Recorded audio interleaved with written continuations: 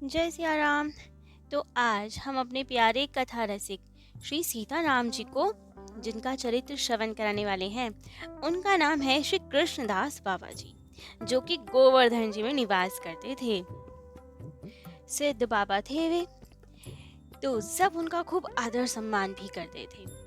लेकिन वो किसी से ज्यादा वार्तालाप करने में, वाद विवाद करने में बिल्कुल विश्वास नहीं करते थे। शास्त्रार्थ में विश्वास नहीं रखते थे, क्योंकि भजन का अमूल्य समय है, क्यों ही उसे व्यर्थ किया जाए, यही मानते थे। एक समय की बात, दक्षिण देश के दिग्विजय तेलंग पंडित जी वहां पे आए और सीना ठोक के कहने लगे, ललकारा सबको शास्त्रार्थ के लिए, कि हमसे बड़ा पंडित तो कोई है ही नहीं, हम सबसे ज्यादा विद्वान हैं। तो किसी में साहस हो तो आओ सामने और हमसे शास्त्रार्थ करो, अन्यथा हमें विजय पत्र दो। अब ब्रिजवासी सब पंडित तो बड़े डर गए कि कैसे इनसे शास्त्रार्थ किया जाए, ये तो बहुत बड़े विद्वान लगते हैं। लेकिन क्या करें, क्या ब्रिज की नाक ऐसे ही कटने दें? ब्रिज के लिए तो कितनी लज्जा की बात है, क्योंकि ब्रिज सैकड़ों वर्षों से भारत की सांस्कृतिक केंद्र बना हुआ है। आज कोई तेलंगी पंडित आके हमें हरा जाए, ये तो बड़ी गलत बात हो जाएगी। हमारी नाक अब कैसे बचे, क्या किया जाए? सब बड़े चिंताग्रस्त। तो सबने यही सोचा कि कृष्णदास बाबा जी के पास भेज देते हैं इसे।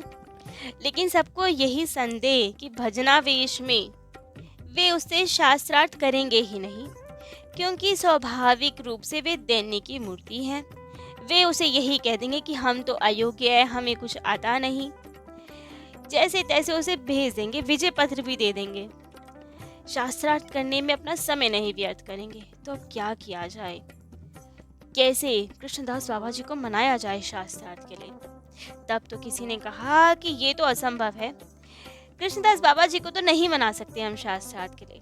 लेकिन हम ऐसा कुछ कर सकते हैं कि वो दिग्विजयी पंडित जानबूझ के कृष्णदास बाबा जी के पीछे ही पड़ जाए और टक्कर लेने को, शास्त्रार्थ करने को विवश कर दे उन्हें। तो आनंद आए, तो कुछ हो पाए। तो आखिरकार सब पंडितों ने यही विधि सोच ली कि चलो कुछ युक्ति करते हैं।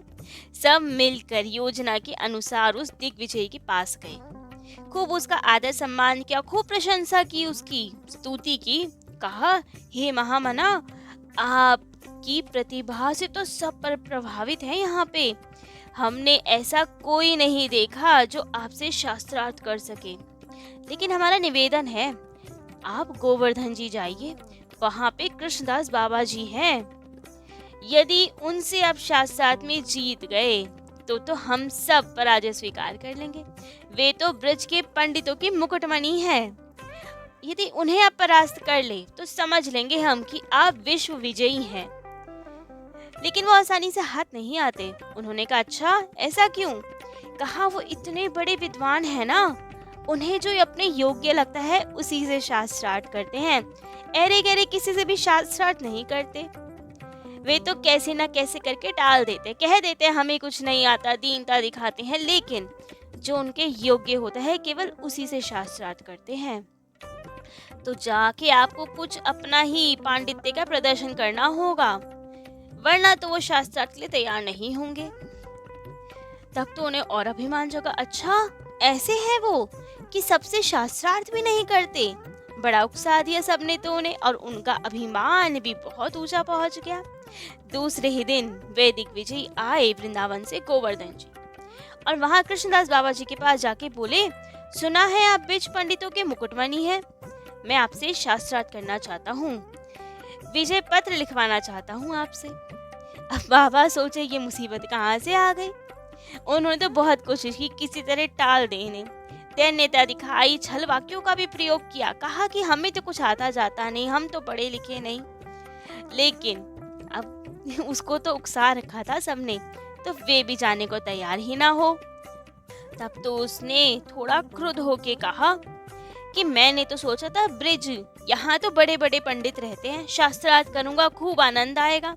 लेकिन देखता हूँ यहाँ तो एक भी पंडित नहीं है, कोई ऐसा नहीं जो श्रुति का शुद्ध स्वरूप में उच्चारण भी कर सके, सब ऐसे ही हैं यहाँ तो। तब तो सिद्ध बाबा ने कहा, अच्छा हाँ सही बात है, आपके समान वेद पारायण करने वाला तो कोई विरला ही होगा, लेकिन आप इतने गुणी हैं तो कृपा कीजिए सामवेद का कोई मंत्र तो पढ़ के सुनाइए हमें। अब वो पंडित तो इसी सुयोग की खोज में था। उन्होंने कहा हाँ हाँ अवश्य। उसने बहुत सुललित स्वर में श्रुति मंत्र का पाठ किया और इसे सुन के कृष्णदास बाबा जी ने कहा आपके स्वर में 3 दोष हैं। अब ये सुन के तो बड़ा सकपक आ गया दिग्विजय। अरे हमारे स्वर में दोष ढूंढ लिया इन्होंने। कहा मुझसे शुद्ध उच्चारण पूरे भारतवर्ष में कोई नहीं कर सकता। यदि आपको ऐसा लगता है हमारे में दोष है तो स्वयं करके दिखाइए उच्चारण। तब तो कृष्णदास बाबा ने स्वयं शुद्ध स्वर में मंत्र का पाठ किया, जिसे सुन के वो दिग्विजय पंडित भी स्तब्ध रह गया, चकित हो गया। हार स्वीकार की, साष्टांग दंडवत प्रणाम किया कृष्णदास बाबा जी को और कहा आपकी विद्या जागतिक नहीं है। इस जगत में कोई नहीं जो आपकी विद्या की बराबरी कर सके। हमें क्षमा कीजिए, हमने आपसे शास्त्रार्थ की सोची। और सही भी था। कृष्णदास बाबा जी सच्ची में दिव्य शक्ति से परिचालित परिपूरित व्यक्ति थे। जैसे कि संसार में किसी को भजन मार्ग पे जाना हो, पारमार्थिक जीवन व्यतीत करना हो तो कितना संघर्ष करना पड़ता है उन्हें। स्वयं से पहले स्वयं को तैयार करना पड़ता है, फिर घर वालों से संघर्ष करना पड़ता है, सगे संबंधियों को मनाना पड़ता है, समाज को मनाना पड़ता है। लेकिन कृष्णदास बाबा जी के साथ तो ऐसा कुछ नहीं हुआ था। उनका जीवन पथ तो ठाकुर जी ने पहले से निर्देशित कर रखा था। आपका जन्म नरोत्तम ठाकुर महाशय की वंश परंपरा में हुआ था। उड़ीसा में समृद्ध परिवार था। पिता श्री सनातन जी का स्वर्गवास हो चुका था और उनकी माता भी सती होने को तैयार थी। लेकिन सती होने से पूर्व उन्होंने अपने तीनों पुत्रों को बुलाया और तीनों को कुछ कुछ आदेश दिए। उसमें से ही सबसे छोटे पुत्र बट कृष्ण जी, जिन्हें आज कृष्णदास बाबा जी के नाम से जाना जाता है, 16 वर्ष के थे वे। माँ ने इनको बुलाया और इनको कहा कि तुम्हें संसारिक नहीं बनना है, तुम्हें तो भगवत भजन करना है। माँ ने आपको वृंदावन जाने की आज्ञा दी, सदा भजन में लीन रहने की आज्ञा दी। तो बस 16 वर्ष की उम्र में ही माँ के द्वारा इस निर्देशित पथ के पथिक बन गए। आप वृंदावन आ गए। 2 वर्ष वृंदावन में पाठ्य अभ्यास किया और उसके बाद जयपुर चले गए गोविंद देव जी की सेवा करने। वहां जाके राजा से कहा कि हमें गोविंद देव जी की सेवा करनी है। राजा ने भी इन्हें अधिकारी जन माना और आपको सेवा में नियुक्त कर दिया। 8-10 वर्ष खूब प्रेम से आपने गोविंद देव जी की सेवा की, खूब लाड लड़ाए उन्हें। प्रतिदिन गोविंद देव जी के राजभोग का ही प्रसाद ग्रहण करते थे आप। लेकिन उसके बाद भी आपके हृदय में विकारों ने जन्म लिया, प्रबल काम वेग आपको सताने लगा। तब आपको बड़ी चिंता हुई कि मैं तो केवल ठाकुर जी का प्रसाद पाता हूँ, फिर ये सांसारिक विकार मेरे हृदय में कैसे आ रहे हैं, जबकि मैं ठाकुर सेवा में हूँ, ठाकुर जी का प्रसाद पाता हूँ। प्रसाद तो चिन्मय होता है, तो ये विकार क्यों आ रहे हैं। जयपुर में खूब संतों महात्माओं का सत्संग किया, उनसे पूछा, लेकिन कोई इस बात का समाधान नहीं कर पाया कि ठाकुर जी के प्रसाद के बाद भी हृदय में ये सांसारिक विकार क्यों आ रहे हैं। तब आप वहां से कामवन की ओर आ गए, जहाँ पे जय कृष्णदास बाबा जी रहते थे, जिनका चरित्र हमने कल अपने प्यारे कथा रसिक को सुनाया था। उनके पास ही आए और उनसे सब बात निवेदन की। तब तो जय कृष्णदास बाबा जी ने उत्तर दिया, कहा, देख बेटा, एक हरे वृक्ष को काट कर पानी में डुबो, कुछ दिन बाद उसे निकालो और बिना सुखाए ही अग्नि में डाल दो, तो क्या वो जलेगा। आपने कहा नहीं, वो तो नहीं जल पाएगा। तो उन्होंने कहा ऐसे ही तो मनुष्य है, कितने ही जन्मों से हम संसार में डूबे हैं, विषय भोगों में डूबे हुए हैं। अब हम उसे सोचे अचानक से भजन में लगा दें, भजन रूपी भक्ति रूपी अग्नि में डाल दे, तो कैसे वो चलेगा, कैसे इतनी जल्दी सब विषय भोग समाप्त हो जाएंगी, उनकी इच्छाएं समाप्त हो जाएंगी। ऐसे नहीं होगा, धीरे धीरे हमें उसे सुखाना पड़ेगा, तप करना पड़ेगा, उसके बाद भक्ति हृदय में प्रज्वलित होगी। लेकिन कृष्णदास बाबा जी ने कहा कि मैं तो लेकिन ठाकुर जी का प्रसाद पाता हूँ ना, प्रसाद तो चिन्मय होता है, उसमें संसारिक भोग पदार्थ की वृत्ति क्यों आई, मैं तो प्रसाद बुद्धि से ग्रहण करता हूँ। तब उन्होंने कहा कि गौरांग महाप्रभु ने भी तो ऐसा कहा था कि महाप्रसाद तो चिन्मय है, लेकिन प्रसाद बुद्धि से उसका एक कण मात्र लो। जहां से वो प्रसाद आ रहा है वो धन कैसा है, उसका भी तो प्रभाव हमारे चित्त में पड़ता है। अगर वो राजा का अन्न है तो उसमें राजसी वृत्ति आ जाएगी, जिससे हमारा भजन बिगड़ जाएगा। तब तो जय कृष्ण बाबा एक वृत्तांत सुनाते हैं उन्हें। कहते हैं कि एक समय की बात है कि बंग देश में एक वैष्णव मंडली नगर कीर्तन कर रही थी। खूब प्रेम में सराबोर हो नृत्य कीर्तन हो रहा था। तभी एक प्रसिद्ध वैश्या ने अपनी अट्टालिका से इस दृश्य को देख लिया और तुरंत नीचे उतर के आई।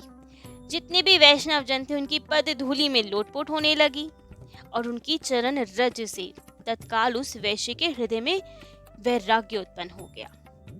अब जब खूब वैराग्य उत्पन्न हो गया तब कीर्तन मंडली के महंत के पास गई, उनके चरणों में लौटने लगी, प्रणाम किया और खूब रोने लगी।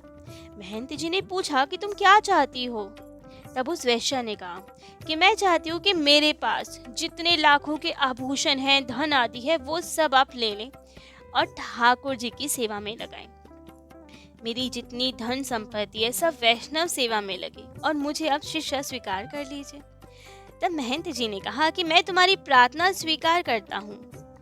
अब तुम मेरी शिष्या हो, मेरी एक आज्ञा का पालन करो। तुम्हारी जितनी भी धन संपत्ति है और जितने अलंकार है वो वृंदावन में ले जाकर गोविंद जी को समर्पित कर दो। स्वयं नहीं किया उसका इस्तेमाल, लेकिन कहा ठाकुर जी तो गोविंद जी है ना, वृंदावन में रहते हैं, उनको सब कुछ समर्पित कर दो, आपकी भी इच्छा पूरी हो जाएगी और हमारा भी धर्म नहीं बिगड़ेगा।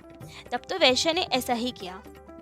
पर जब वृंदावन जाके गोविंद देव जी की पुजारी जी से बात की, उन्हें अपनी इच्छा प्रकट की, तो पुजारी जी ने कहा मैं तुम्हारा कुछ भी ग्रहण नहीं कर सकता, क्योंकि ये तो पाप की कमाई है, तुम वैश्या हो। अब वैश्या तो बहुत हताश हो गई, क्या करूँ अब मैं? गुरुदेव ने भी आज्ञा दे दी लेकिन धन स्वीकार नहीं किया, यहाँ गोविंद देव जी भी धन स्वीकार नहीं कर रहे। अब हताश हो गई, 3 दिन तक यमुना तट पर पड़ी रही, खूब रुदन करती, अन्न जल त्याग दिया उसने। तब गोविंद देव जी की पुजारी जी को आदेश मिला, गोविंद देव जी द्वारा कहा कि तुम यमुना तट पे जाओ और उस वैश्या को लेकर आओ हमारे पास, उसका सब धन मेरी भोग में लगाओ और अब वो अपने हाथों से मेरा श्रृंगार करेगी, उसे इसकी भी अनुमति दो। अब तो पुजारी जी बड़े हैरान कि वैश्या के हाथ से श्रृंगार धारण कराएंगे, उसके धन से भोग लेंगे, लेकिन ठाकुर जी को क्या ही कहे, आज्ञा का पालन करना पड़ा। आए यमुना जी के तट पे वैश्या को मंदिर में लेकर आए और अब वैश्या ने स्नान किया और अपने हाथ से गोविंद देव जी का श्रृंगार किया। उसके धन से गोविंद देव जी के लिए विविध प्रकार के भोग सामग्री बनी और खूब सारे वैष्णवों को आमंत्रण दिया गया, सबको वो भोजन प्रसाद करवाया गया। लेकिन उसी रात्रि में जिसने वो भोजन प्रसाद पाया था, उन सभी वैष्णवों को बुरे बुरे स्वप्न दर्शन हुए, स्वप्न दोष हुआ सबको। अब प्रातः काल जब आपस में बात हुई कि ऐसा हुआ, खराब स्वप्न आए, जबकि हमें तो ठाकुर जी की स्मृति होती है स्वप्न में, आज क्या हो गया, कैसा भोजन पाया? तब तो एक से दूसरे ने सब वैष्णवों को सेम स्वप्न और ऐसे अजीब अजीब स्वप्न, सब पुजारी जी के पास गए, उन्हें सब बताया। तब तो पुजारी जी ने सब वृत्तांत सुना दिया कि जो कल भोज भंडारा हुआ था वो तो वैश्या के धन से हुआ था, ठाकुर जी की आज्ञा से। अब तो वैष्णवगण बड़े दुखी कि ये क्या कर दिया आपने, हमें वैश्या कान खिला दिया आपने।